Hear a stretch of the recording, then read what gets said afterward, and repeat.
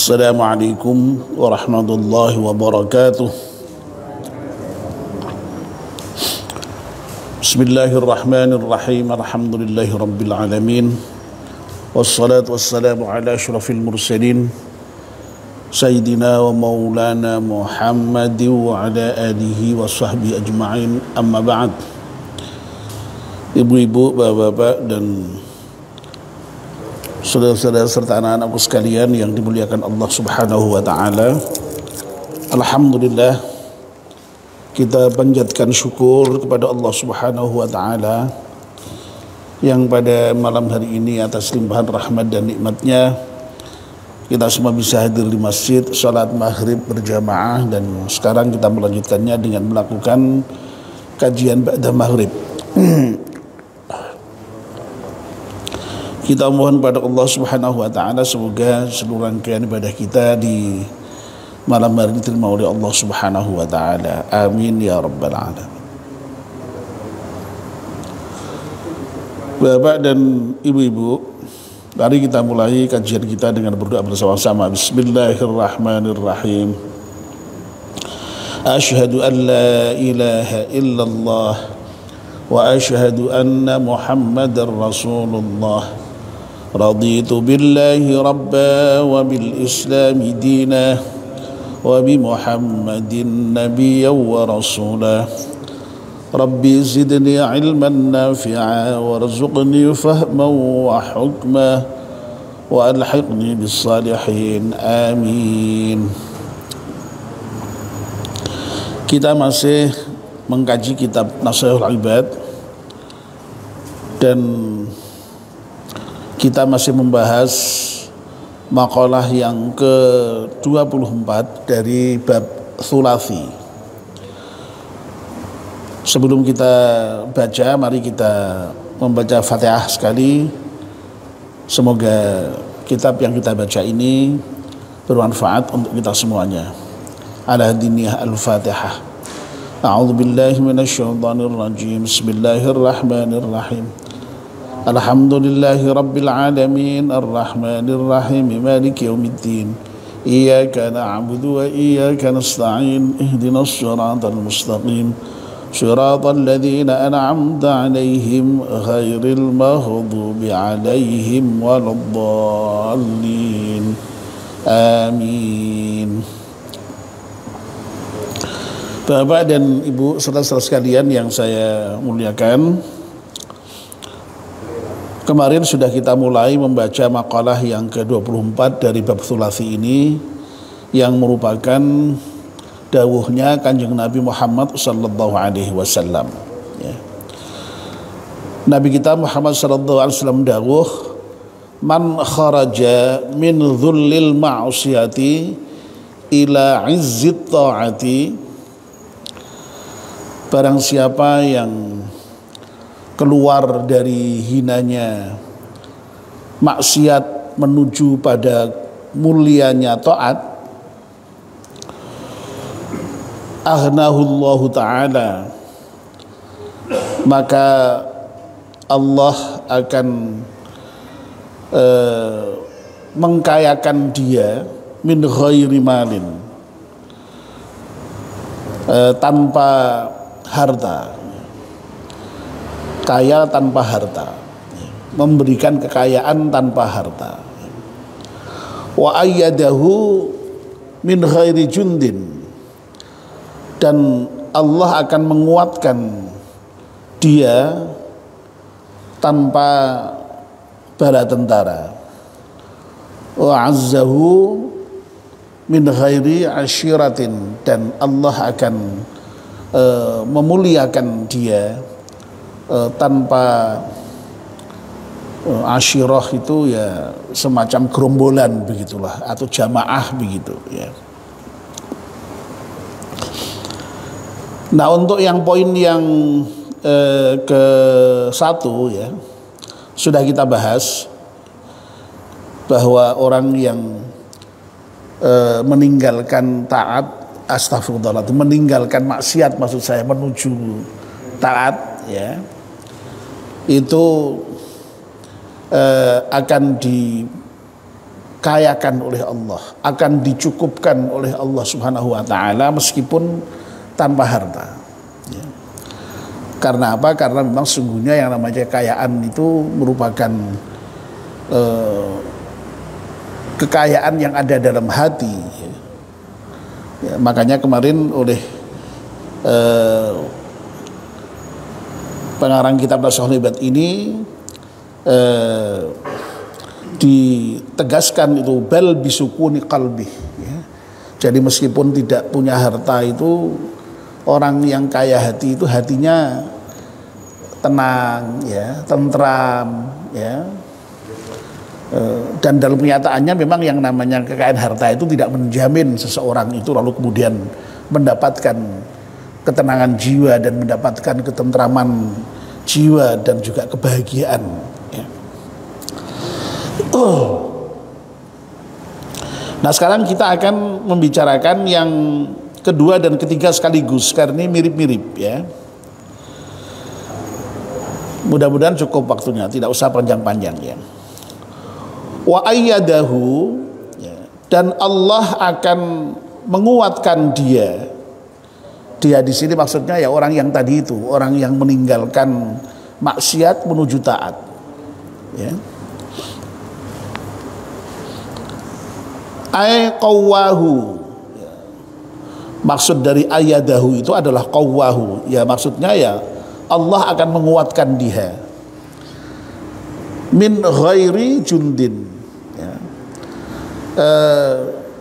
Tanpa dengan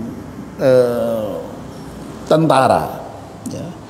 Ai asakiro, ya maksudnya ya para tentara itu yu'inunahu yang memberikan pertolongan kepadanya, bal biquwwatillahi ta'ala.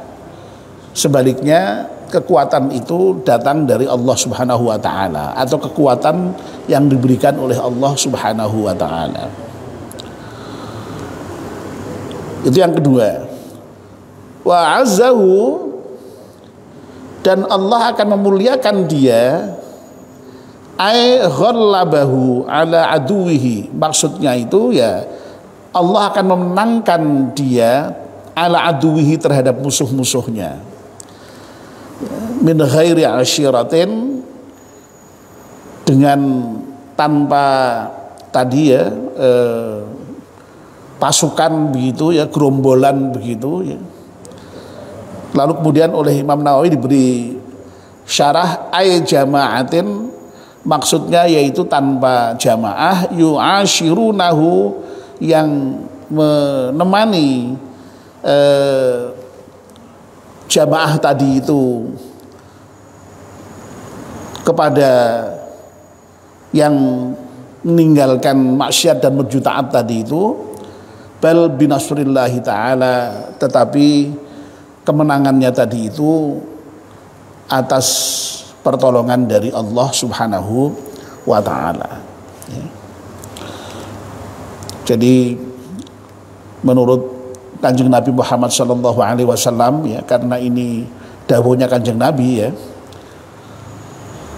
dan tentu saja kita harus percaya ya bahwa orang yang meninggalkan taat lalu menghiasi dirinya kok kebalik lagi ya kebalik lagi ya, meninggalkan maksiat menuju taat, astagfirullahaladzim kok ya. Orang yang meninggalkan maksiat menuju taat itu oleh Allah diberi 3 sifat yang mulia ya. Tadi yang pertama diberi kekayaan meskipun toh tidak punya harta begitu ya. Lalu kemudian yang kedua dikuatkan oleh Allah ya, tanpa tentara ya. Ya, tapi dengan kekuatan Allah Subhanahu wa taala. Lalu kemudian yang ketiga itu Allah akan memenangkan dia dalam menghadapi musuh ya, tanpa ada pasukan yang menolongnya ya, begitu. Nah, Bapak dan Ibu-ibu ya, bahwa yang namanya seseorang atau yang namanya kelompok yang sedikit lalu kemudian dalam kenyataannya bisa memenangkan ya, pertempuran, peperangan melawan kelompok yang besar, ya, itu memang harus kita yakini ada kejadian seperti itu ada, ya, dan bahkan Al-Quran mendokumentasi itu terkait dengan bagaimana kelompok yang kecil itu dengan pertolongan Allah ya akan bisa mengalahkan kelompok yang besar, ya. Kalau kita membaca surat Al-Baqarah di sebelum juz terakhir, sebelum juz kedua terakhir itu ya, itu kan Al-Quran bercerita mengenai peperangan antara Talut dengan Jalut itu ya. Nah itu di situ apa namanya secara eksplisit Allah kemudian menegaskan kam min fi'atin qalilatin ghalabat fi'atan katsiratan biiznillah wallahu ma'as sabirin, ya. Jadi ada itu ya, banyak itu ya kelompok yang kecil akan bisa memenangkan atau mengalahkan kelompok yang besar biiznillah, dengan izin Allah. Lah catatannya ini izin Allah itu ya. Nah, wallahu ma'as sabirin, dan Allah itu bersama dengan orang-orang yang sabar, ya. Artinya apa? Ya, di antara syarat kelompok kecil itu bisa apa namanya memenangkan katakanlah pertempuran melawan kelompok yang besar itu syaratnya adalah dengan kesabaran, ya, dengan kesabaran. Dan memang kemudian di dalam cerita di dalam surat Al-Baqarah ya, bagian yang satu halaman penuh sebelum juz 2 itu ya, itu kan kemudian Talut bisa mengalahkan pasukan Jalut itu dengan kesabarannya meskipun itu merupakan kelompok yang kecil. Jadi bahwa Allah menguatkan seseorang atau kelompok orang di dalam pertempuran itu jelas ya terjadi, ya, dan didokumentir bahkan dalam sejarah Al-Quran itu, dalam sejarah di dalam Al-Quran maksud saya ya, didokumentir oleh sejarah dalam Al-Quran bahkan, sehingga kebenarannya pasti harus kita akui ya. Demikian pula ya dalam kasus perang Badar itu kan juga diceritakan ya dalam Al-Quran itu betapa yang namanya pasukan Badar itu kan ya hanya sedikit sekali ya, kurang lebih 300-an orang melawan 1.000 orang ya. Tapi nyatanya Allah memberikan kemenangan kepada kaum muslimin dalam perang Badar itu ya. Ya. Tapi lagi-lagi memang di situ ya apa namanya yang main itu pertolongan Allah itu ya. Ya. Makanya sampai ada ayat yang kemudian menegaskan wa ma romaita idz romaita walakinnallaha rama. Lu ketika kamu melempar batu, melempar panah itu bukan kamu yang melempar itu ya, ya, tapi Allah lah yang melempar ya. Tentu saja bukan kok lalu Allah betul-betul melempar. Itu ya artinya menunjukkan bahwa kekuasaan Allah yang bekerja ya, pertolongan Allah yang bekerja ketika kaum muslimin menang di perang Badar itu ya.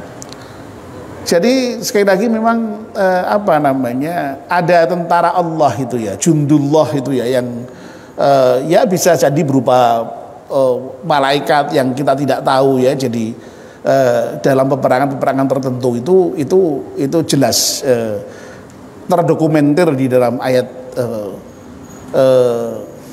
Al-Quran ya, baik itu dalam kasus tadi ya Talut dan Jalut maupun dalam kasus perang Badar. Itu menunjukkan betapa pertolongan Allah bermain, betapa kekuasaan Allah bermain, betapa kekuatan Allah bermain. Ya.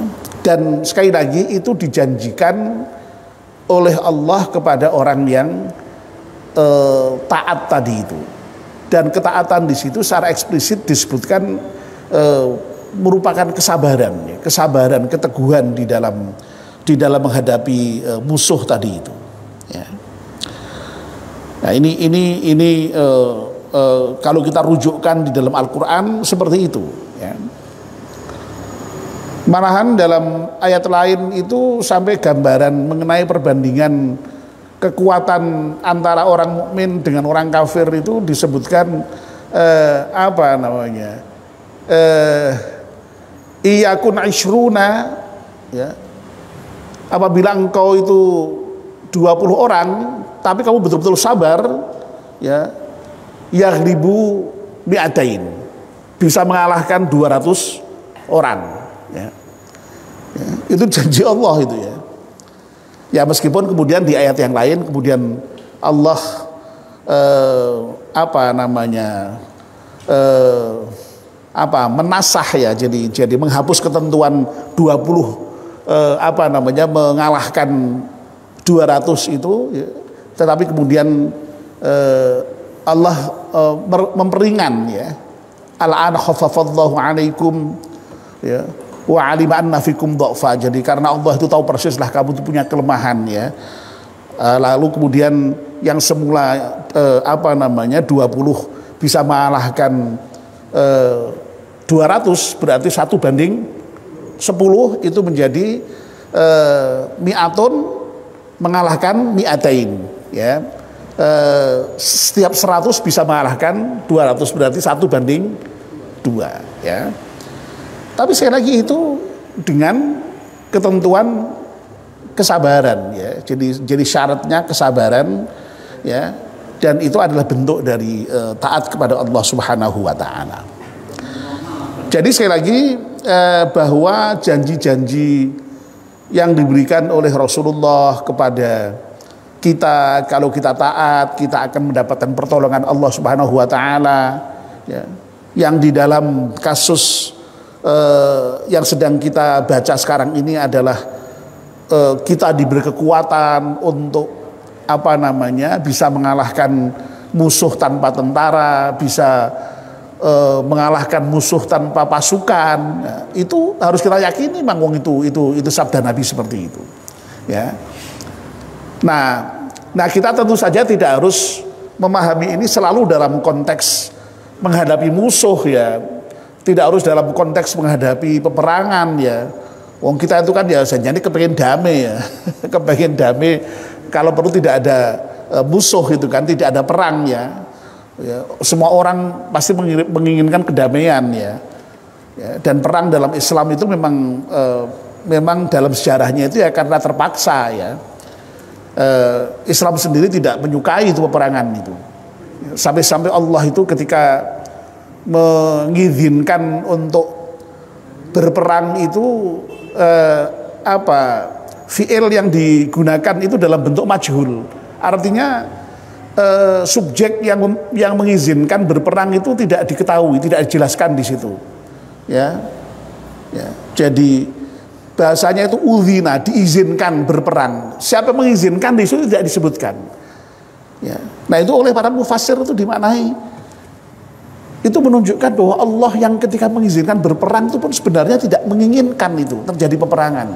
Tapi karena memang orang Islam itu kemudian diusir, diganggu, ya, lalu kemudian sifatnya defensif itu, ya. Jadi perang dalam Islam itu sifatnya defensif, mempertahankan diri, ya. Dan ketika sudah terjadi perangan sekalipun itu dibatasi langsung oleh Allah, jangan berlebihan. Loh, itu luar biasa. Itu menunjukkan betapa yang namanya Islam itu agama yang sangat mencintai perdamaian, ya, dan tidak suka dengan kekerasan, ya. Ya. Jadi jiwa itu harus dihargai, dijaga, ya. Bahkan dalam ayat tertentu itu membunuh satu orang itu nilainya sama dengan membunuh seluruh umat manusia, ya. Masya Allah itu. dan kita menghidupkan orang dalam pengertian menolong orang kok bisa sampai kemudian bisa bertahan hidup, itu sama dengan menghidupkan seluruh umat manusia. Ya, betapa yang namanya kehidupan itu sangat berharga di dalam Islam itu. Ya, itulah sebabnya maka tegas Islam itu merupakan agama yang sangat menghargai jiwa manusia. Ya, Islam merupakan agama yang sangat cinta damai, ya, tidak suka dengan peperangan, itu jelas, ya. Oke. Nah, oleh karena itu terkait dengan pertolongan Allah ini ya tidak harus selalu kita kaitkan dengan konteks tadi itu, ya, menang dalam pertempuran, menang terhadap musuh, ya. Ya kita ini kan sesungguhnya setiap hari menghadapi masalah, ya. Masalah itu bisa kecil sampai dengan masalah yang besar, ya. Nah kalau kita itu taat kepada Allah, tidak maksiat, itu Allah menjanjikan, Allah akan memberikan jalan keluar terhadap setiap masalah yang kita hadapi. Intinya kan itu sebenarnya poinnya. Ya, ya termasuk diantaranya menghadapi musuh tadi itu. Nah, menghadapi musuh kan juga masalah kan, ya. Ya. Menghadapi musuh Allah memberikan pertolongan. Menghadapi berbagai macam persoalan hidup yang kita hadapi juga Allah akan berikan pertolongan kalau kita itu bertakwa kepada Allah Subhanahu wa taala. Ya, bertakwa itu kan intinya kan ya tadi itu, meninggalkan maksiat, menjalankan taat, ya. Imtitsalu awamirillah wajtinabun nawahi, ya. Melaksanakan perintah Allah dan meninggalkan larangan, ya. Kan itu. Ya. Dan Allah di dalam Al-Quran sudah sangat tegas, ya, menjanjikan kepada kita memang wa may yattaqillaha yaj'al lahu makhrajan. Ya. Kalau Allah itu kalau kita itu bertaat kepada Allah, maksud saya ya kebalik lagi, ya. Kok suka kebalik-balik begini, ya. Barang siapa yang bertakwa kepada Allah, ya yaj'al lahu makhraja, Allah akan memberikan kepadanya makhraja, ya, jalan keluar, way out, ya, terhadap seluruh masalah yang kita hadapi, apapun masalahnya, besar atau kecil, ya. Ya, wong Allah tidak memberikan batasan khusus, ya. Jadi menghadapi musuh itu hanya salah satu masalah saja sebenarnya, ya. Menghadapi musuh itu, ya, hanya satu masalah kita banyak, tidak hanya menghadapi musuh. Dan kalau kita bertakwa kepada Allah, sekali lagi janji Allah itu akan memberikan jalan keluar, ya, kepada siapa yang bertakwa tadi itu. Nah kalau Allah memberikan jalan keluar kan ya Masya Allah, ya, ya insya Allah jalan keluarnya jalan keluar yang terbaik, kan. Ya. Ya dilalahnya itu ya pokoknya ada masalah apapun itu ya selesai begitu, ya, ada jalan keluarnya begitu, ya. Ya. Tanpa dibantu orang lain dilalahnya ya selesai masalah itu. Ya kalau toh ada orang yang membantu, ya tadi itu penjelasannya itu ya sebenarnya yang membantu itu ya bukan dia, tapi membantu itu adalah Allah, kan begitu kan, ya sama dengan tadi itu wa ma ramaita idz ramaita walakinallaha rama, ya. Kalau sekaliannya kita punya masalah, ada orang yang bantu kita, itu sesungguhnya bukan ke orang itu membantu kita, tapi ya Allah lah yang membantu kita, ya hanya mungkin lewat tangan-tangan kita semuanya itu, ya. Ya. Jadi memang apa namanya, dan memang banyak ya ungkapan-ungkapan yang menunjukkan seakan-akan Allah itu lalu apa namanya itu, ya,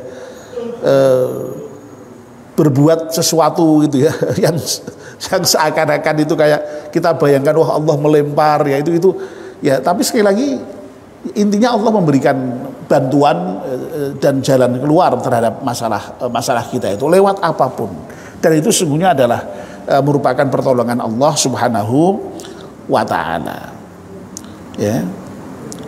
wa yarzuqhu min haitsu la yahtasib, dan Allah itu akan memberikan rezeki kepada orang yang bertakwa itu tanpa disangka-sangka datangnya. Ya. Rezeki itu jangan dibayangkan hanya rezeki dalam bentuk harta, itu jangan ya. Jadi rezeki itu artinya lebih luas lagi. Semua hal yang bisa kita gunakan itu sebenarnya rezeki. Ya. Apapun yang kita bisa gunakan dalam kehidupan kita ini ya rezeki. Ya. Ya, yang bisa kita manfaatkan itu rezeki sesungguhnya. Ya. Luas pengertian rezeki, tidak hanya sekedar harta ya. Nah, selama ini kan kita itu kan kadang-kadang memahami rezeki itu hanya dalam kaitannya dengan harta. Kalau yang harta tadi sebagian saja dari rezeki, tadi sudah kita bahas di bagian yang pertama itu, yang Allah akan mengkayakan tanpa harta itu ya. Ya, tapi rezeki lebih luas ya. Semua yang bisa kita fungsikan, kita gunakan itu rezeki ya. Dan itu datangnya kadang-kadang tidak disangka-sangka itu ya. Delahnya ada saja ya, ada saja pokoknya ya, itu ya. Ya. Nah, itu sekali lagi itu diberikan oleh Allah kepada orang yang sekali lagi meninggalkan hinanya maksiat menuju kepada kemuliaan taat itu. Dan kemarin sudah kita bahas ya, bahwa meninggalkan hinanya maksiat dan menuju taat itu tidak lain adalah ya takwa itu ya. Karena takwa itu intinya adalah imtithalu awamirillah wajtinabun nawahihi. Ya, takwa itu tidak lain adalah menjalankan perintah-perintah Allah dan menjauhi larangannya. Nah, itulah yang disebut dengan taat itu. Ya. Nah, kita mohon kepada Allah Subhanahu wa taala mudah-mudahan kita ini oleh Allah ya diberi kemampuan untuk bertakwa itu ya. Jadi kita dulu kan sudah pernah tuh ya diajarkan untuk memohon diberi ketakwaan itu oleh Allah Subhanahu wa taala ya. Dan dengan takwa itulah ya tadi kita boleh berharap ya mendapatkan 3 pemberian Allah yang luar biasa ya tadi itu ya. Allah berikan kekayaan meskipun toh tidak harus identik dengan harta ya, karena sesungguhnya kekayaan itu adalah kekayaan hati ya. Ya, dan kita akan dibantu ketika menghadapi musuh, kita menjadi kuat meskipun tanpa tentara ya. Kita bisa mengalahkan musuh meskipun tanpa pasukan ya. Nah, ya secara lebih umum lagi tadi sudah saya sampaikan, ketika menghadapi masalah apapun ya, baik itu masalah kecil maupun besar, kita senantiasa ditolong oleh Allah Subhanahu wa taala ya. Jadi itu yang mudah-mudahan kita harapkan, dan mudah-mudahan kita termasuk kelompok orang yang disabdakan oleh Nabi kita Muhammad Sallallahu Alaihi Wasallam ini ya. Amin ya Rabbal Alamin ya. Saya kira sampai di sini ya. Jadi 2 poin sudah kita bicarakan sekaligus karena ini mirip sekali ya. Wa ayyadahu min ghairi jundin wa azzahu min ghairi ashiratin ya. Ini mirip sekali ya. Dan ketika mensyari azzahu itu juga Imam Nawawi menyatakan dengan ayyaghalabahu ala aduwih ya. Mengalahkan musuh-musuhnya. Jadi makanya kita bahas sekaligus tadi itu ya. Dan alhamdulillah untuk bab thulathi maqalah yang ke-24 ini sudah selesai. Insyaallah nanti akan kita lanjutkan dengan maqalah yang ke-25 ya. Yang nampaknya juga masih dari Nabi ya. Maqalah yang ke-25 nanti itu ya. Baik, mari kita akhiri ya kajian kita ini dengan membaca doa kafatul majlis. A'udzubillahi minasyaitonirrajim. Bismillahirrahmanirrahim. Wal 'asri innal insana lafi khusrin illa illal ladzina amanu wa 'amilus salihati wa tawassaw bil haqqi wa tawassaw bis sabr. Subhanakallahumma wa bihamdika asyhadu an la ilaha illa anta astaghfiruka wa atubu ilaik. Wassalamu alaikum warahmatullahi wabarakatuh.